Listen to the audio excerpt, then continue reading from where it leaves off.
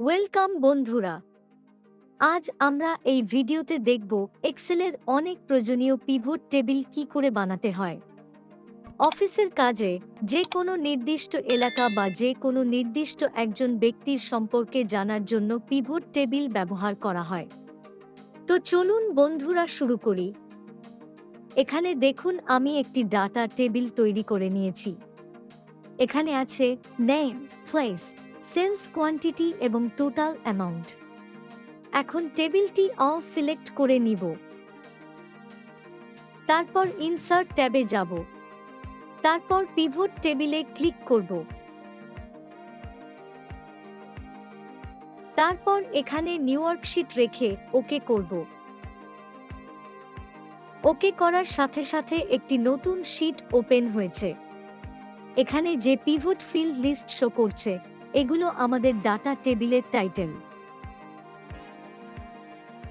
এখন আমরা নেমটি সিলেক্ট করে চেপে ধরে র লেবেলে ছেড়ে দিব। তাহলে নামগুলো র বরাবর চলে আসবে।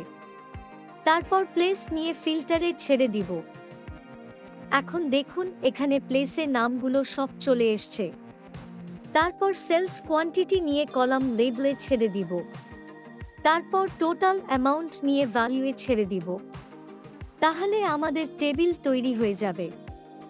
দেখুন আমাদের টেবিল তৈরি হয়ে গেছে, কিন্তু টেবিলটি এখনো এলোমেলো আছে। এখানে ডাটাগুলো আমাদের বুঝতে কষ্ট হচ্ছে। তো এখন আমরা টেবিলটি সিলেক্ট করে নিব। তারপর আমরা এখানে ক্লিক করে বর্ডার দিয়ে দিব। এখন আমাদের বুঝতে সহজ হবে।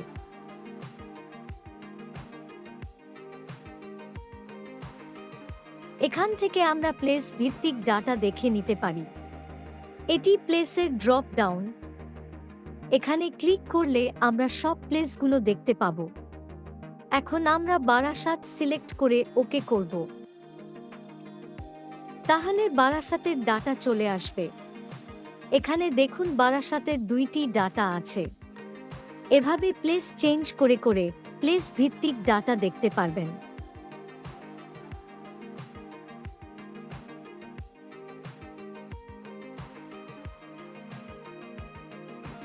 এখন আমরা যদি নির্দিষ্ট কোনো ব্যক্তির ডাটা দেখতে চাই তাহলে এখানে ক্লিক করব। এখানে আমরা প্রথম দুটো নামে টিক রেখে বাকি টিকগুলো উঠিয়ে দিব।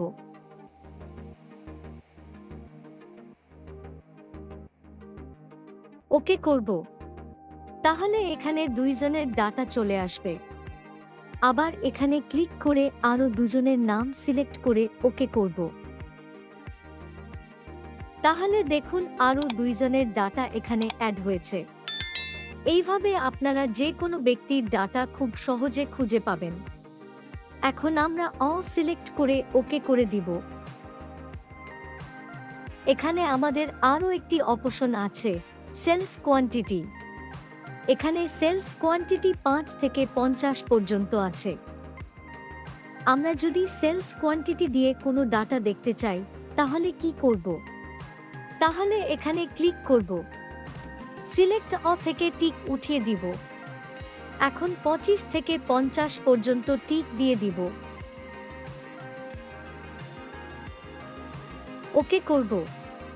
এখানে দেখুন 25 থেকে 50 পর্যন্ত যত সেলস কোয়ান্টিটির ডাটা আছে সেগুলো এখানে চলে এসছে। এভাবেও আপনারা পিভট টেবিলের ডাটা দেখতে পাবেন। এখন আমি অল ডাটা সিলেক্ট করে দিব।